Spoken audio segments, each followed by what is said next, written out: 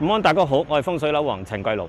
咁啊，嚟到我哋嘅香港土瓜灣呢一邊咧，就專程過嚟揾啲舊樓俾大家睇嘅。咁你話師傅舊樓有咩好睇啊？咁樣，我哋想講講咧，就話咧，以前舊樓咧好興咧，好流行啊。咁我哋喺個天台咧就搭啲天台屋去居住。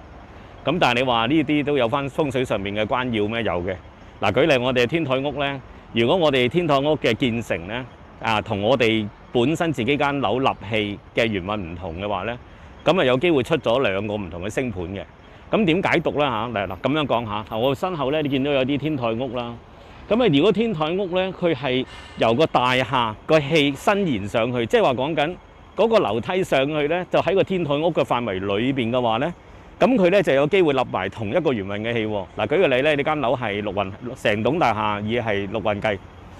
咁啊，天台屋建成咗之後咧，因為你係衝咗內氣啊嘛，咁所以咧其實啲天台屋咧仍然都係六運計數嘅喎。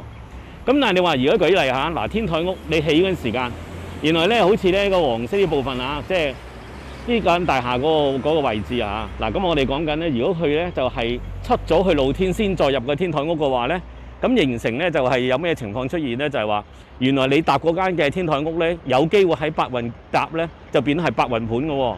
點解咧？因為你嗰間樓出嚟嗰個嘅天心，你立嘅氣咧就唔同我哋原先六運嗰個氣，所以話咧有機會成棟大廈係六運，但係個天台屋咧，因為行出嚟嗰個嘅位置係通過咗露天先至再落樓嘅話咧，有機會你間天台屋反而係八運嘅喎。三元空間嘅一個獨特嘅見解。希望呢套片咧拍多少少咧係天台屋嘅資訊俾大家。